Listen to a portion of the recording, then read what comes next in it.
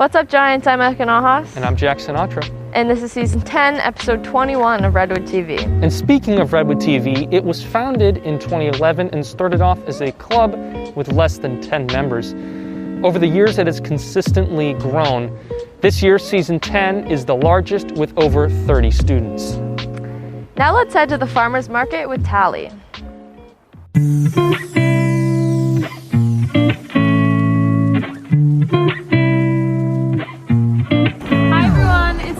Welcome back to $10 Adventures. Today we're here at the Town Center's Farmers Market. Why do you think people should go grocery shopping here instead of like supermarkets like Safeway? I feel like produce in grocery stores has been coming from like long distance, like other countries. For example, Chile. I feel like if we support our local businesses, maybe our fruit will last longer. Do you feel like this is a community, or is everybody kind of on their own? I feel like it's a community. I feel like it's a small market. I feel like everyone could share ideas, have good communication, and I feel like as a community, it could be a family here because it's really small. How long have you been baking? Since I was 18 years old, so more than 30 years. Why do you love it so much? It's something that you can share with the people around you. I love baking because you never can eat it all yourself. So it means you make it and then you share it with the people around you. Yeah. And I used to own a restaurant, and it taught me that I could be part of a community. And I specifically enjoy the farmers market because the farmers market people are all a community. We come and we set up all our booths, and then we all get to know each other, right? And then we get to support the people around us. And in doing it out here in the parking lot now, I have a number of people that come back every week. Just like our meet out of Midnight Kitchen, all of the vendors here work every day to prepare for these markets, so it's important to come and support your local businesses. Also, look how good this looks. Thanks for tuning in to $10 Adventures, and I'll see you guys next week. Bye! Thanks, Tally. I'll definitely try to check out a few farmers markets when I get the chance. It's been a little while since I've been to one. Speaking of food, let's head on to the Environmental Spotlight, where we learn about the impacts of the food we eat. Hey Redwood, today I'm here to talk to you about food choices. As many of you probably know, the meat and dairy industry are very bad for the earth. But what you might not know is that sugarcane, coffee, and chocolate are also causing a lot of environmental damage. Today, I'm going to talk to some experts on the environment and on being vegan, and I'm going to show you what they have to say. Why are you vegan? I don't want to hurt any animals, animal cruelty, and not eating animals is a really good way to reduce your CO2 output. How can people transition to animal-free diets? I would definitely recommend learning a couple recipes of how to cook things like tofu or like tempeh or something. Try to convince your family to learn about more non-meat choices and try to get them to eat it as well. You can go cold turkey vegan. It's not bad. Just make sure you go vegan. Get a B12 supplement. I just take a once a week tablet, but eat a balanced meal by being vegan. That's it. Now, does one have to go vegan, or can you take less extreme measures? I definitely think that being a vegetarian first is an easier transition because, personally, I do want to go vegan in the future, but I don't have the time or the resources or anything right now. What is the hardest part about being vegan? I would actually argue that being vegan is very easy. The cool thing with the vegan industry is there's a lot of alternatives coming. So I eat basically Beyond Burgers. If everyone became vegan, then there would just more and more alternatives will come out. It's easy to be vegan.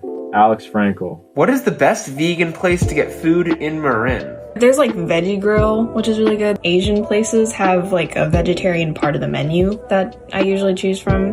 One I like is Saigon Village, which is in San Rafael. Grillies has a pretty good tofu burrito. Buku does a really good job. What would you say to someone who says that they can't go vegan because they like meat or other animal products too much? I don't think you necessarily have to cut meat out of your diet completely. Just cutting down on it, that still makes an impact. I say, first off, we need to think of the future. We all need to think in the long run. I think keep an open mind and try alternatives, but you can be vegan. And if you want to save the earth and be selfish and live longer, go vegan. Thanks, Green Man. Now I know the impacts about the foods I eat daily. Career conversations are being held every Tuesday and Thursday at lunch. Attend one if you can. Sophomores, please take the really quick 2-question survey in the description. Now let's interview a Redwood alum, Tiffany Swain. Hello, Redwood TV. Today I'm here to interview the wonderful Tiffany Swain. So Tiffany, if you could just give us a brief introduction about yourself. Well, I am a Redwood High alum. That's the most important fact. And I am a filmmaker, I'm a writer, a mother, a wife, a sister. What else do you want to know? Quite a few things.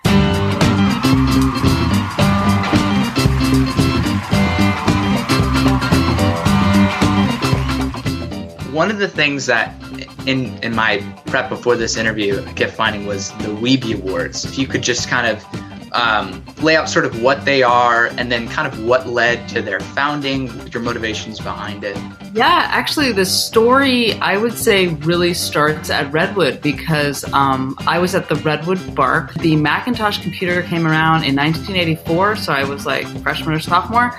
And we transformed the whole newspaper to doing it on the computer, which was huge. And I was obsessed with computers. Several years later, when I graduated from UC Berkeley, I first saw the web when it was first invented in 1994. Yeah. I was like, that's what I was writing about at Redwood. It's going to change the world. And shortly after that, I helped establish the Webby Awards, which is considered the Oscars of the internet today. It's in its like 24th year now. I sold it about 13 years ago.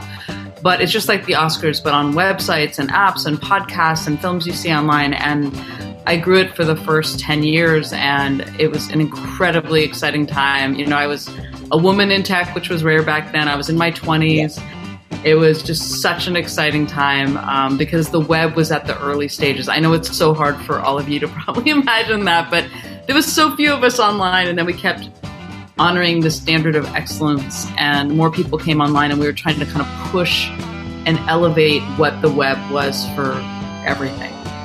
You went from the Webby Awards, which were like super technology focused, and then you sort of transitioned to talking about how we need to take a break from that, which I think, you know, having that sort of experience, it makes sense. But I'm curious, like, what sort of sparked that transition? And I wanted to reclaim the way I used to feel and before all the technology.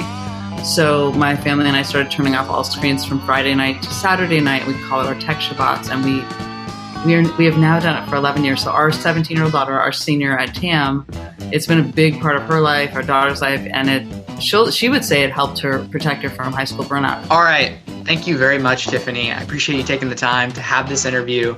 Redwood, we will see you next time on the next episode. Bye, Redwood. See you later. Yeah. Thanks, Marco and Tiffany. Always interesting to hear alumni stories. Giants, wear your PJs today if you're in cohort 2, on Wednesday if you're in cohort 3, and Friday if you're in cohort 1. This is to celebrate Sleep Week and the importance of getting a good night's sleep. Class merch will be available for pickup at the Mosaic stage this week. That's all for today, Giants, and remember, I might go. And I'm Jack, and remember, it's always darkest before the dawn.